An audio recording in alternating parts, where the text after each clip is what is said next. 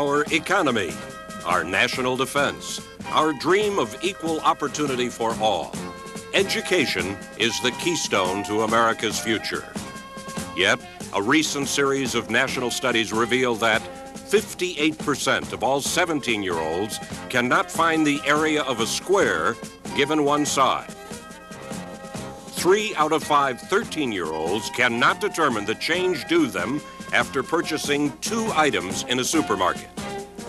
Half of all high school students do not know that a star is more like the sun than a comet, moon, or planet. Students today are not learning the mathematics and science that is the basis for our country's future.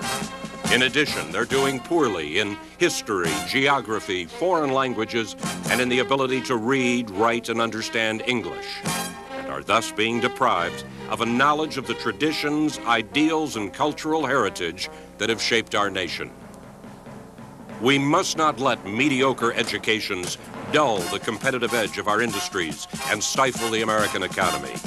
We must not deprive any American of a solid education and of the opportunity to fulfill his or her potential.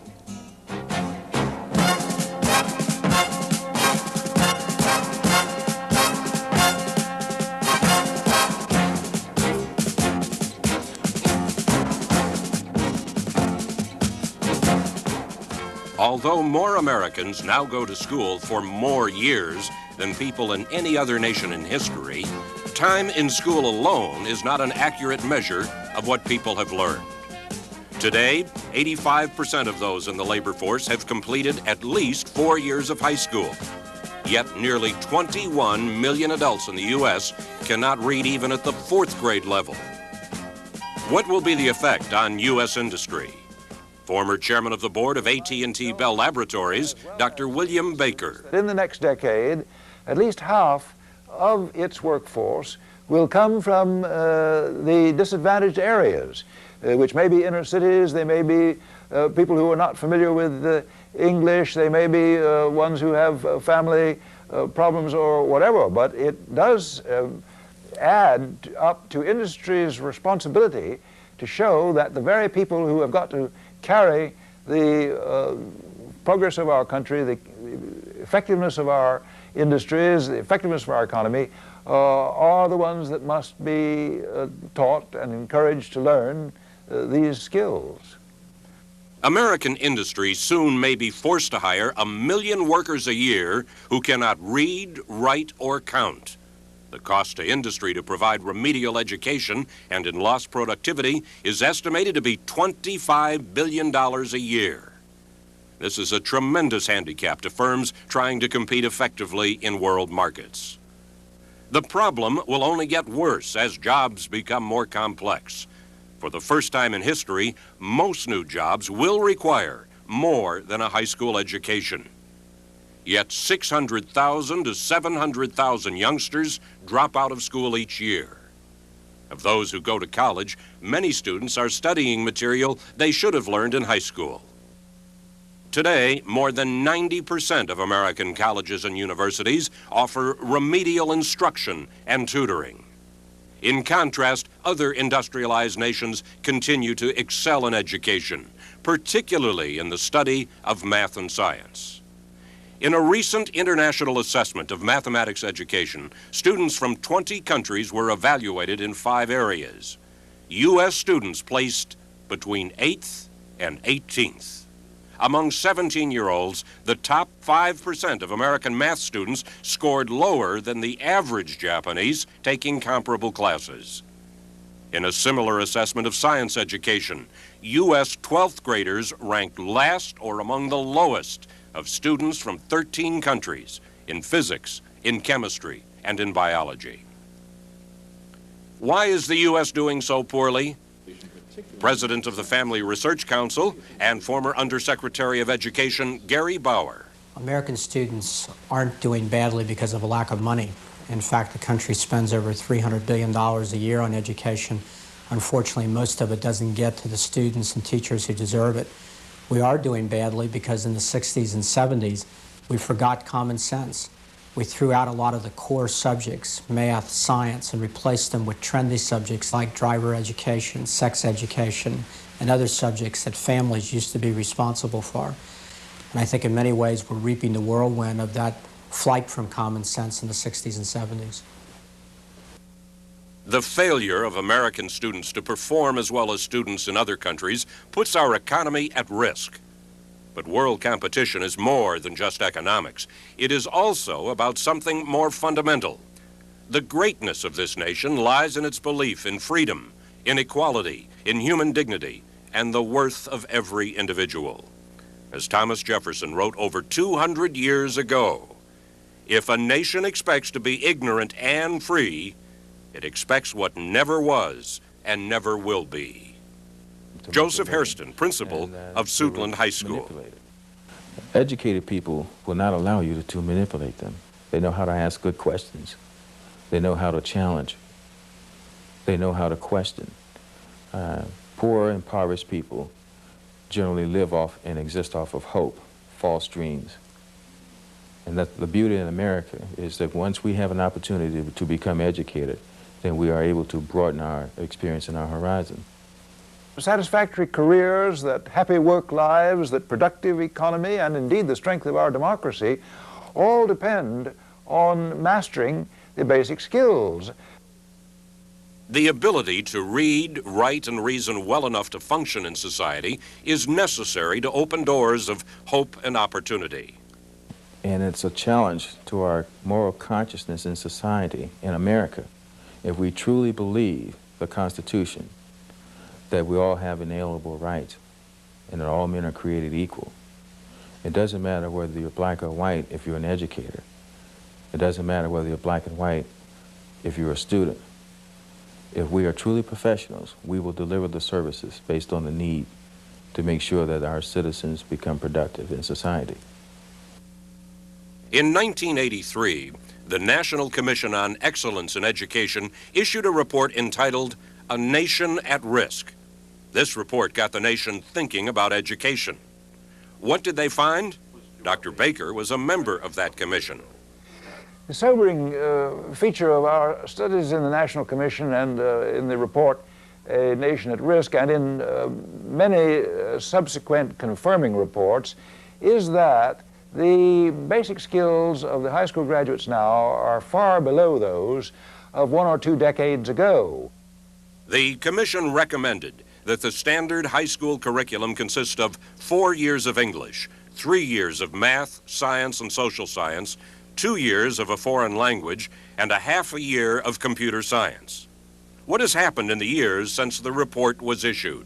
It's turned out that the improvements in certain new areas of computer familiarity, of training in some types of language have been fairly encouraging, but the reasoning skills in basic arithmetic and the rudiments of algebra and some geometry, and the logic and expressive skills in writing have shown quite unsatisfactory improvement.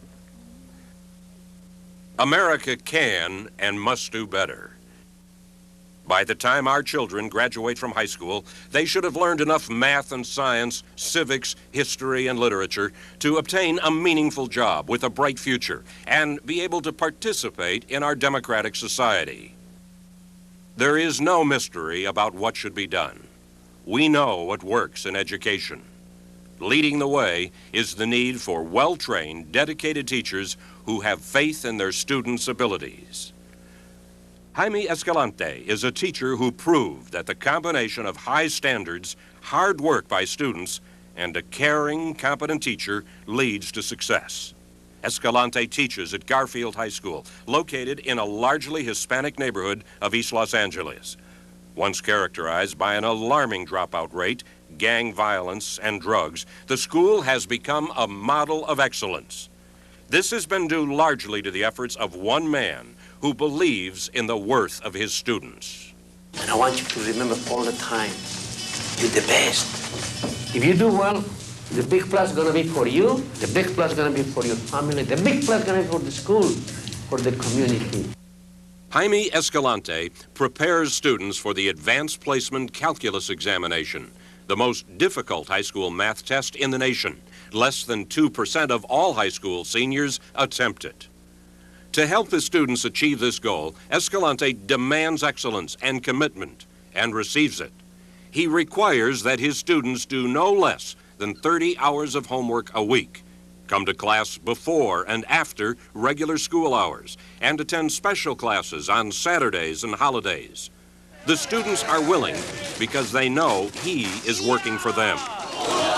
Escalante is special because he has a special charisma that makes you feel good. Friendly, he's helpful, he cares about your problem.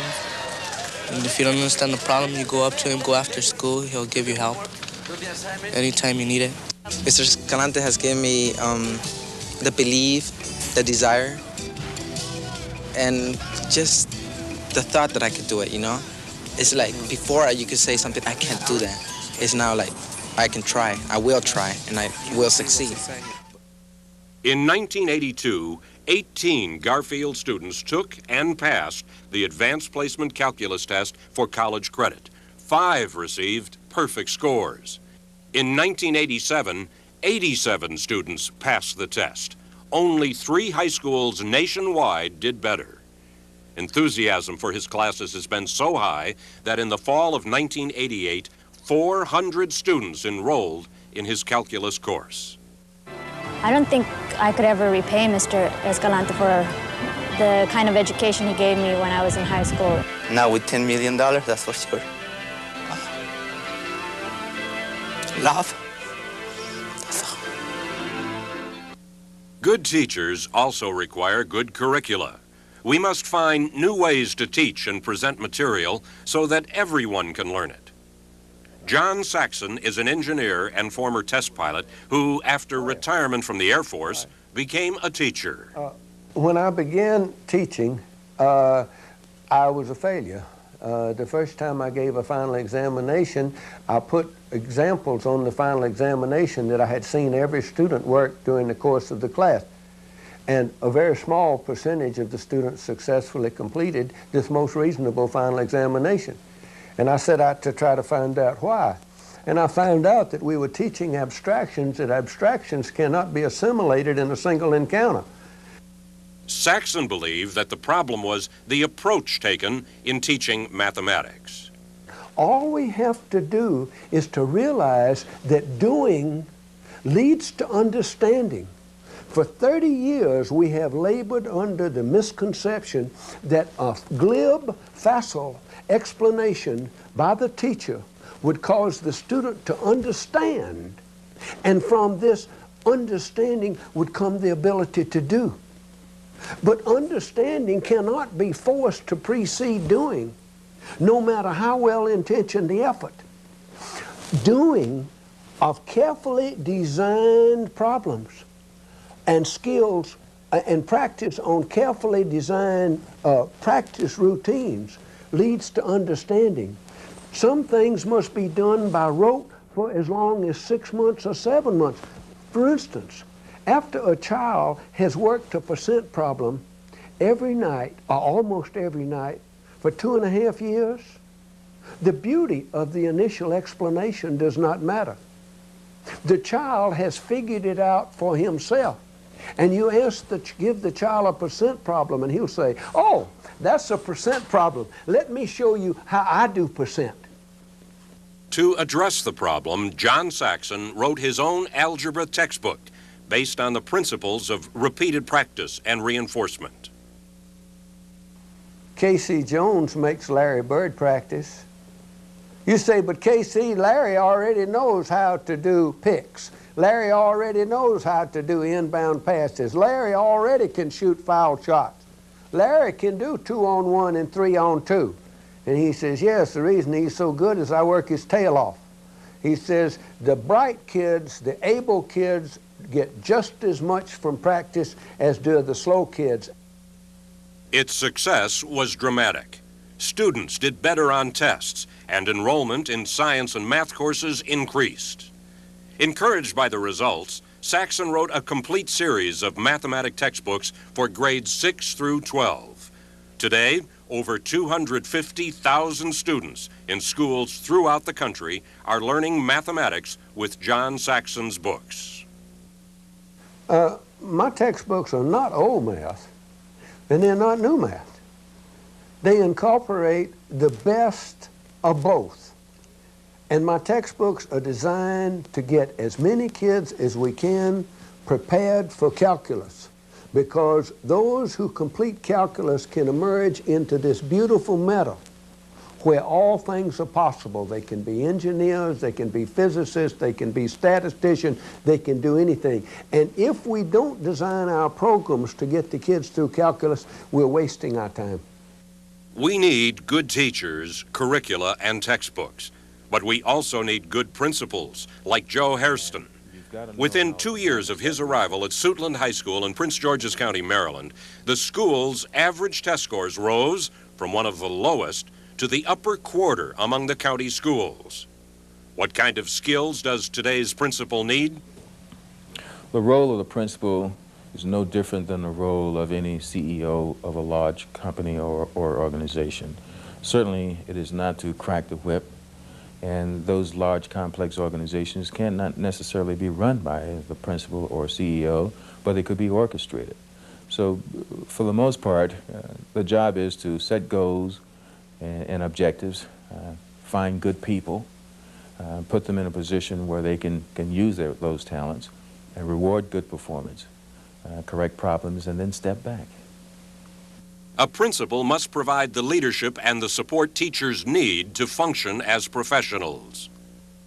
Teachers need time. They need time to think. They need time to plan during the working hours in order for them to be fresh and more effective as they provide the service to our students. What we try to do is to find ways in a creative manner to free teachers and give them opportunities to move away from the normal classroom setting to get an opportunity for professional growth. But along with support, professionals must be held accountable for how they perform. This accountability is not a browbeating concept at all. It's nothing more than hiring a lawyer to do a service, perform a service for you. You would certainly hold a doctor accountable for his service performed, otherwise he would be liable for malpractice. And if we're truly professionals, we want to hold teachers who are professional educators for their service. Teachers should be held accountable for what students learn and must be rewarded with salary increases based on performance. Principals should be given more authority to hire the best teachers, to reward effective teachers, and to assist, or if necessary, remove those who fail to perform satisfactorily. Principals, in turn, must be held accountable for the performance of their schools. People would always ask me, as a principal, why are your test scores up? That's a bit of accountability. If they go down, the question will still be, why are your test scores down? I need to be able to put my finger on that.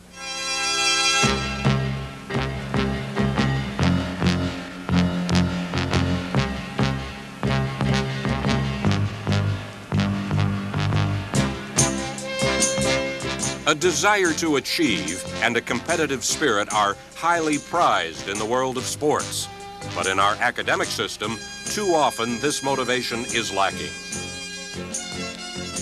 For the last 20 years, the United States has in many ways fled from the idea of standards. We've hesitated to name winners and losers. We've hesitated to recognize achievement or to punish lack of achievement. Anytime we do that, anytime we send a message that competition doesn't matter, that achievement doesn't matter, we lower the overall cultural emphasis on excellence and opportunity.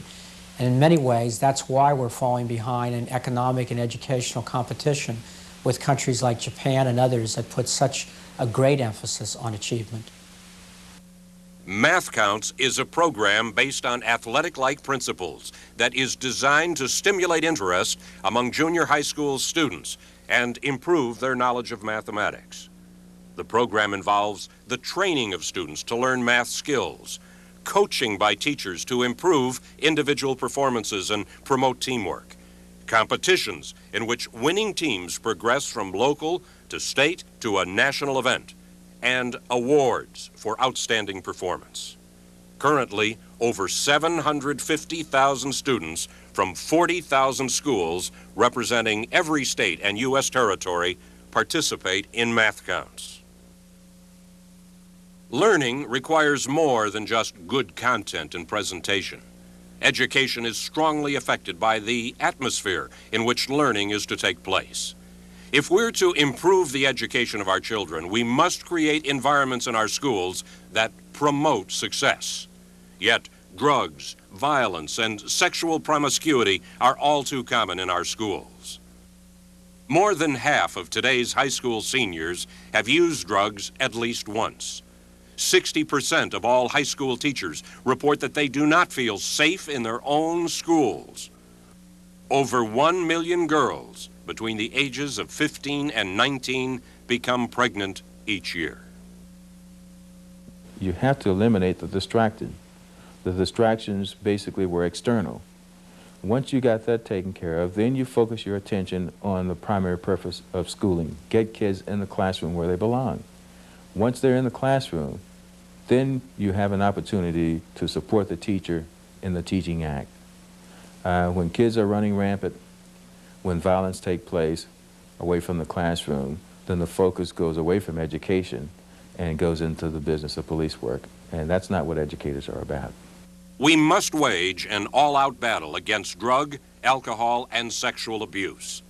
To strengthen the resolve of our youngsters to do what is right, schools must be concerned with reinforcing the self-discipline and personal responsibility of their students. Every year, the Gallup poll asks the American people what it is they expect the schools to do, and every year, the American people say the same two things. First, teach our children how to read and write correctly, and second of all, teach our children reliable standards of right and wrong. There's a good deal of evidence that indicates that school districts have to return to a time when they considered it part of their responsibility to teach children that choices have consequences, that some choices are better, more sound than others. We need to reinstate in the classroom a sense that the community of adults have something to tell children about life, about the experiences of the ages. But morality and responsibility cannot be taught only in the schools. Education is an extension of the responsibilities of parenthood, and as such, parents have a central role to play in education. Parents are the first and most important teacher a child has. In some respects, we expect a school to make up for all the things that some families are not doing with their own children. That can't be done. Families have got to rededicate themselves to the educational process of their own children. They need to do that by regulating how often TV is watched. They need to do it by reading in front of their children and encouraging learning and putting a high priority on achievement. We've done interesting research at the federal level on the experience of particularly Vietnamese boat children in the educational system of the United States. These children arrived in this country often very poor, not knowing the language. And yet, in a very short period of time, many of those children were performing at the top of their class, whether it was high school or junior high. Researchers are finding that the reason that happened is that the parents of those children put a top priority on education. The children are taught that if you try, anything is possible, that education comes before anything else, before the popular culture, before rock music, before hanging out on Saturday night. And lo and behold, all those things that common sense tell us would work has worked with these children. American parents might want to take a page out of that book. The problems of American education are serious and deep-rooted. Their solution will take a major effort by many people throughout the country. Government can provide financial aid and incentives for education, leadership to highlight national problems, and information needed to improve education at the state and local levels. Employers can create internships for high school students, expand their work-study programs, and become more active with their local and state school boards. States and school districts must continue to increase requirements for high school graduation, improve programs for teacher development, and reward accountability from teachers and administrators. Colleges and universities can provide curricula for future teachers that stress content over methodology and encourage students in a variety of disciplines to consider careers in teaching. Teachers and schools can set high standards for themselves and for their students and work together with parents to develop shared expectations about what students are to learn. We must all take responsibility for our children's education. So often in education and even in society, we have a tendency to write kids off, and we blame it on, boy, they're problem kids. They're into drugs, they're into a lot of things. So, but how often do you hear people say, I believe these kids can do? And that message, and that has to be the theme in every classroom, that has to be the theme in all parts of our community. The supportive schools and where communities believe in their kids are effective schools. I think that government, community leaders, religious leaders, and educators can all start reaffirming family values and making it clear that the family is the basic block of both the educational enterprise and of our free democratic society. Average people are not permitted to make a contribution. The age of the hero is past with the Greeks. No one is permitted to kill the dragon and rescue the princess in today's society. But they left a little hole open for me. They're going to let me do that. I'm going to flat do it too. We're going to turn around math education now. One community, one group, one person can make a difference. Working together, we can keep America great.